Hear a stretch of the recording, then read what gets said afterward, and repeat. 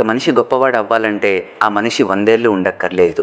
ఆ మనిషి చేసే గొప్ప పనులే అతని కీర్తిని, గొప్పతనాన్ని వందల ఏళ్ళు బ్రతికేలా చేస్తాయి.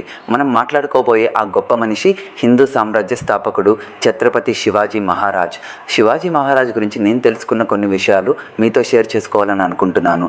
ఒక్క లైక్ చేశారంటే let's get in to the video.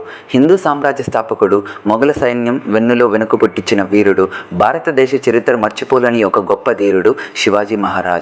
Shivaji Maharaj story చాలా ఇన్స్పైరింగ్గా ఉంటుంది అండ్ మనం నేర్చుకోవాల్సిన చాలా విషయాలు ఉన్నాయి కూడా. అందరూ ఎండ్ వరకు చూడాలని కోరుకుంటూ వీడియోని స్టార్ట్ చేస్తున్నాను.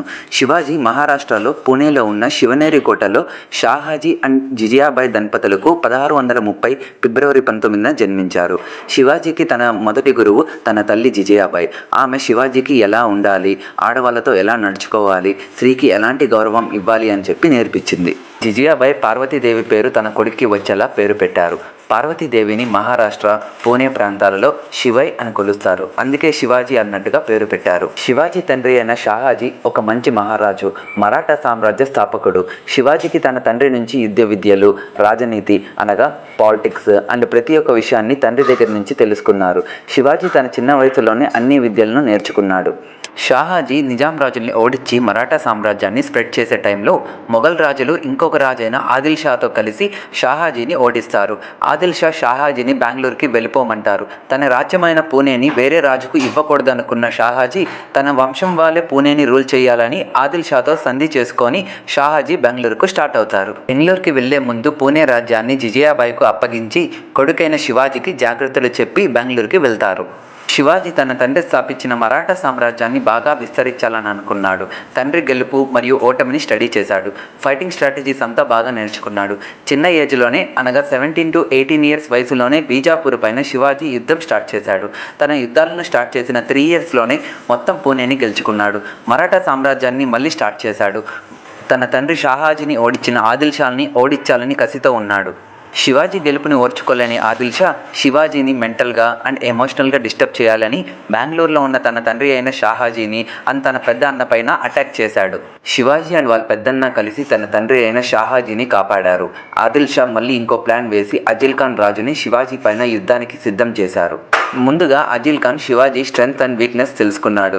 Shivaji fast attacking skills, guerrilla strategy అతని యొక్క స్ట్రెంగ్త్. కొండ ప్రాంతాల్లో, కోటల్లో శివాజీని ఓడించడం కష్టమని తెలుసుకున్న అజిల్ ఖాన్ అందుకే వార్ ప్లేస్కి ఇన్వైట్ చేయాలని అనుకున్నాడు. అజిల్ ఖాన్ శివాజీ ఇష్టదైవమైన భవానీ టెంపుల్స్ని నాశనం చేయడం స్టార్ట్ చేశాడు.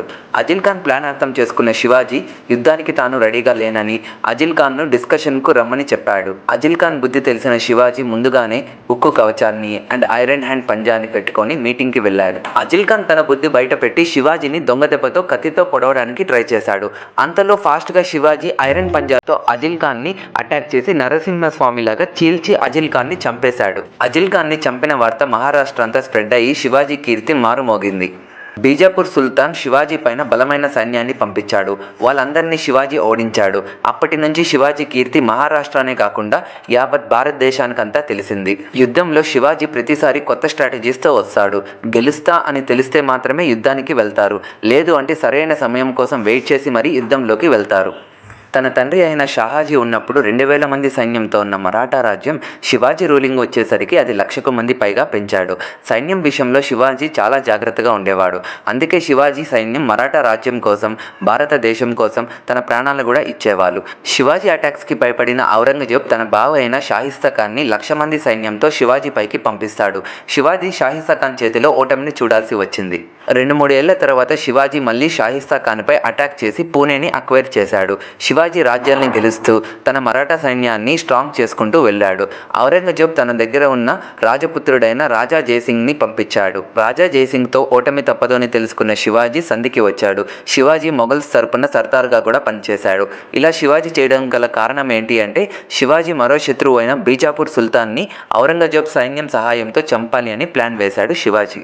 ఒకరోజు శివాజీని మరియు తన కొడుకు శంభాజీని ఔరంగజేబ్ పిలిచి మరీ అవమానించాడు. ఔరంగజేబ్ శివాజీని జైల్లో బంధించాడు. ఆ జైలు నుంచి మారువేషంలో తప్పించుకున్న శివాజీ రాయగఢ కోటకి చేరుకున్నాడు. ఒక 2 ఏళ్ళు గ్యాప్ ఇచ్చి శివాజీ మళ్ళీ మొఘల్స్పై యుద్ధం చేశాడు. వాళ్ళపైన గెలిచాడు. ఔరంగజేబ్ ఏం చేయలేని సిచ్యువేషన్కి వచ్చాడు. శివాజీ కీర్తి భారతదేశమంతా విస్తరించింది. శివాజీకి 1674 జూన్ 6న రాయ్గఢ్ కోటలో వేద మంత్రాల నడుమ ఛత్రపతి అని బిరుదు ఇచ్చారు. అప్పటి నుంచి శివాజీ ఛత్రపతి శివాజీగా మారాడు. హిందూ ధర్మాన్ని, మరాఠా రాజ్యాన్ని గొప్పగా రూల్ చేసిన శివాజీ చివరకు 1680 ఏప్రిల్ 3న తీవ్రమైన జ్వరంతో చనిపోయారు. శివాజీ చనిపోయిన తర్వాత మరాఠా సామ్రాజ్యాన్ని శివాజీ కొడుకైన శంభాజీ పరిపాలించాడు. శివాజీ పరిపాలనకు ఏమాత్రం తగ్గకుండా శంభాజీ పరిపాలించాడు. శంభాజీ గురించి తెలుసుకోవాలి అంటే, శంభాజీ లైఫ్లో ఉన్న కట్టప్ప ఎవరో తెలుసుకోవాలి అంటే లైక్ చేసి కామెంట్ చేయండి. ఈ వీడియోతో శివాజీ లైఫ్లో జరిగిన కొన్ని విషయాలు మీరు తెలుసుకున్నారని అనుకుంటున్నాను. జై భవానీ, జై Shivaji. Please do subscribe our channel thoughts of thinkers. This is Chintu signing off.